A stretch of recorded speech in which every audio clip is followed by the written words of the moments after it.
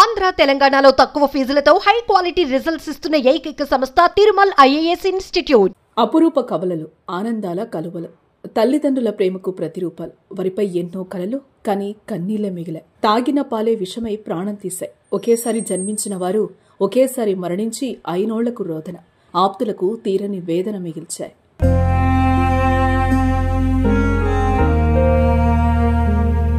కవల పిల్లలు జన్మించడం ఒక ప్రత్యేక అనుభవం. తల్లిదండ్రులకు అతిపెద్ద ఆనందం.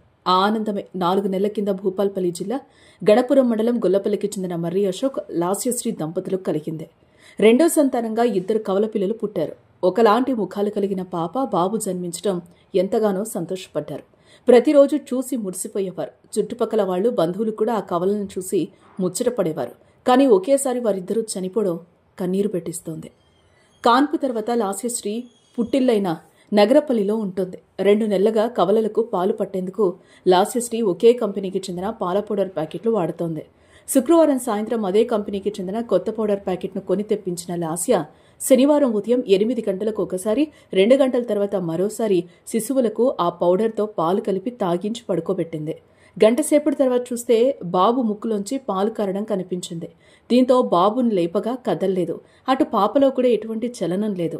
దీంతో వెంటనే స్థానిక ఆర్ఎంపీ వైద్యుడి దగ్గరికి తీసుకెళ్లగా అక్కడ పిల్లలను పరిశీలించిన డాక్టర్ నాడి కొట్టుకోవడం లేదని చెప్పడంతో భూపాలపల్లికి తీసుకెళ్లారు. కానీ అప్పటికే పిల్లలిద్దరూ చనిపోయినట్లు వైద్యులు చెప్పడంతో తల్లి గుండె చెరువైంది.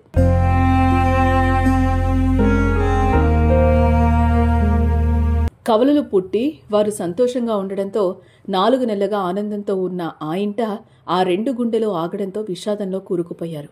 పిల్లల మరణాన్ని తల్లిదండ్రులు భరించలేకపోతున్నారు. అయినా వాళ్లు కన్నీరు మున్నీరవుతున్నారు. ప్యాకెట్ పాలే వికటించి 2 కవలలు చనిపోయారని ఆవేదన వ్యక్తం చేస్తున్నారు. మరోవైపు పాల పౌడర్ డబ్బాపై ఎక్స్పైరీ డేట్ పరిశీలించగా ఈ ఏడాది ఆగస్టు వరకు ఉంది. తల్లిదండ్రుల ఆరోపణలతో పిల్లలకు ఉపయోగించిన ఆ పాల పౌడర్ను పరీక్షల కోసం పంపారు.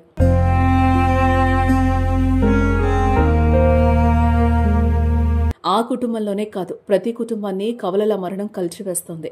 ఈ హృదయ విదారకర ఘటన తెలిసి అయ్యో పాపం అంటూ బాధపడుతున్నారు. మరి చిన్నారుల మృతికి పాల పౌడరే కారణమా, ఇంకేమైనా ఉందా అన్నది పరీక్షల్లో తేలనుంది.